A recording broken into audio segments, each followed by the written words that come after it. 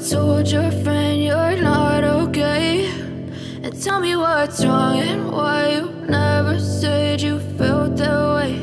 And guess you're trying to stay strong and fake a smile until I look away. तो ये जो पौधा मैं लगा रही हूँ ना, इसको मैं पानी के साथ पानी के अंदर डाल रही हूँ। बड़ी सी बोतल ली है और ये पौधा मुझे ऐसे लगता है जैसे कि ये ना बहुत ही नाजुक होते हैं। मतलब आप इसको कितना भी संभाल के रखिए, इसके पत्ते ना एकदम से झड़ ही जाते हैं।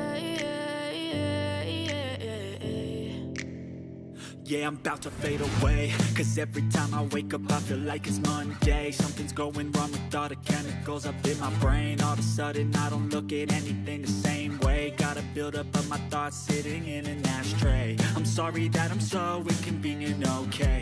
Just let me be me and I'll stay out of your way.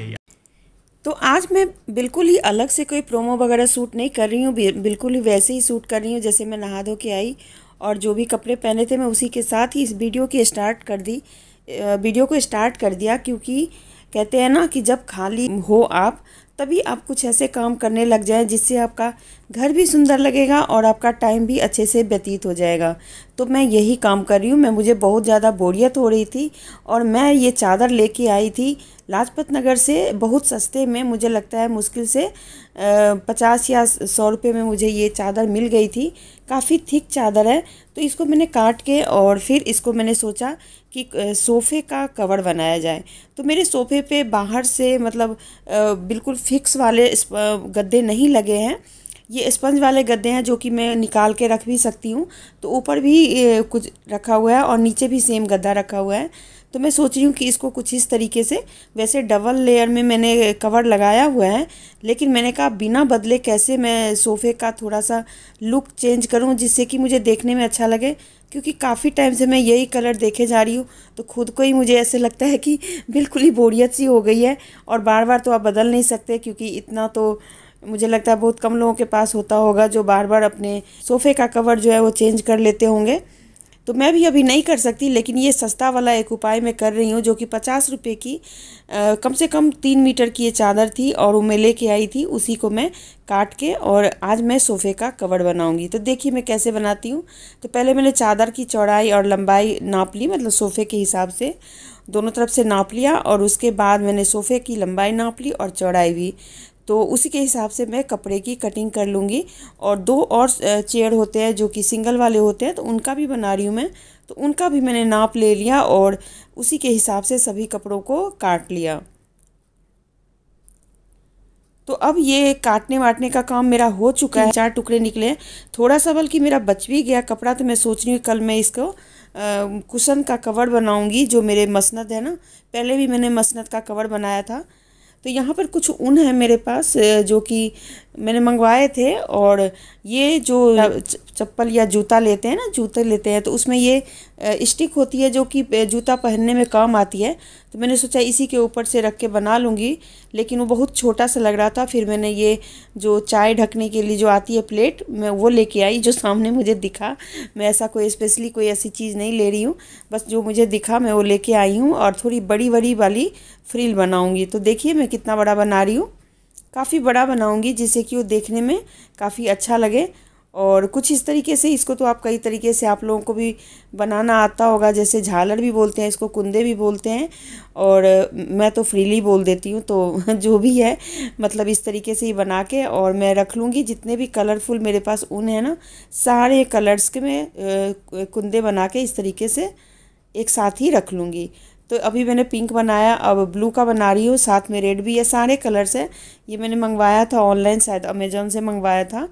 और कभी कभी ज़रूरत पड़ जाती है ऐसी चीज़ों की, इसलिए मैं घर में रखती हूँ ऐसी चीज़ें मंगवा के। तो चलिए अब जो असली काम है वो है सिलाई का। तो सिलाई का काम करने के लिए मैं दूसरे जगह आ गई हूँ और यहाँ पर मैंने अपनी फेवरेट मशीन लगा ली है। और इस मशीन को लगाने के बाद अब मैं कपड़े आपको दिखा देती हूँ। और सारी चीज़ें मैं यहाँ जमा कर रही हूँ जिससे कि मुझे बार बार उठना नहीं पड़े, क्योंकि मुझे सारी चीज़ें खुद ही करनी पड़ती है। चाहे तो कोई चीज़ अगर छूट जाए तो मुझे खुद उठ के लेना पड़ता है, या फिर अगर कैमरा एंगल सेट करना हो तो वो भी मुझे खुद ही सेट करना पड़ता है। लेकिन ये रोशनी पता नहीं कि मुझे बाद में समझ में आया कि शायद बाहर धूप है और अंदर जो लाइट है उसकी वजह से ये फ्लक्चुएट हो रहा है। मतलब कैमरे का जो लाइट है वो कुछ ब्लिंक सा कर रहा है, पता नहीं क्यों, मुझे समझ में नहीं आ रहा, पर वो ऑन ऑफ जैसा हो रहा है। तो इसको तो मैं अब सुधार नहीं सकती, इसीलिए आप इसी के साथ एडजस्ट कीजिए।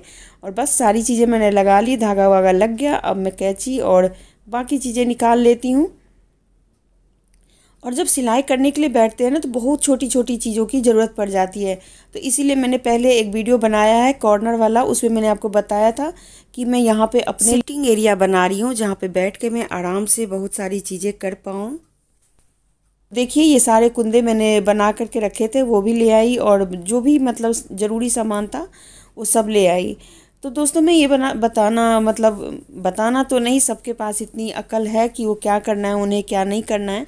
लेकिन मैं ये कहती हूँ कि अगर आपके पास खाली टाइम हो तो कुछ इस तरीके का क्रिएटिव काम कीजिए, जिससे कि आपका माइंड इसके ऊपर लगा रहे। I know you told your friend you're not okay, and tell me what's wrong and why you never said you felt that way.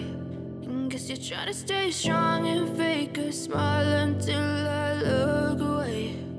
But I've known you too long, it hurts to watch your blue eyes fade to gray as you fade away, as you fade away. Yeah, I'm about to fade away, 'cause every time I wake up I feel like it's Monday. Something's going wrong with all the chemicals up in my brain. All of a sudden I don't look at anything the same way. Gotta build खाली time वाला काम ना बहुत अच्छा होता है। और मैंने तो वैसे भी सिलाई मतलब सीखी तो नहीं हुई है, पर मुझे सिलाई आती है। मैं एक्चुअली फ़ैशन डिज़ाइनिंग का कोर्स किया हुआ है मैंने, तो मुझे सारी चीज़ें सिलने आती है। पर बीच में मैंने जैसे छोड़ दिया था, तो उसके बाद मेरा थोड़ा सा हाथ ऐसे हो गया। लेकिन अब मैं धीरे धीरे कोशिश करती रहती हूँ, जैसे ही थोड़ा सा मतलब बॉडी सही रहता है तो मैं ज़रूर कुछ ना कुछ बनाती रहती हूँ। तो इस चादर को जब मैंने काटा ना तो कपड़े थोड़े बच गए, तो मैं आपको दूसरे वीडियो में दिखाऊंगी कि मैंने उसका क्या बनाया। आप मान के चलिए कि मैं उसका मसनद का कवर बनाऊंगी, तो आपको दिखाऊंगी कि कैसा बन के वो तैयार हुआ है। और आज तो बस मैं यही बना रही हूँ। तो देखिए ये सारे कपड़े को मैंने सिल लिया चारों तरफ से। एक तरफ से तो सिला हुआ था, दूसरी तरफ कटा था। और अब मैंने इसके अंदर एक कुंदे वही लगा दिए हैं। और कुंदे लगाने का ये तरीका आपको शायद ही किसी ने बताया होगा।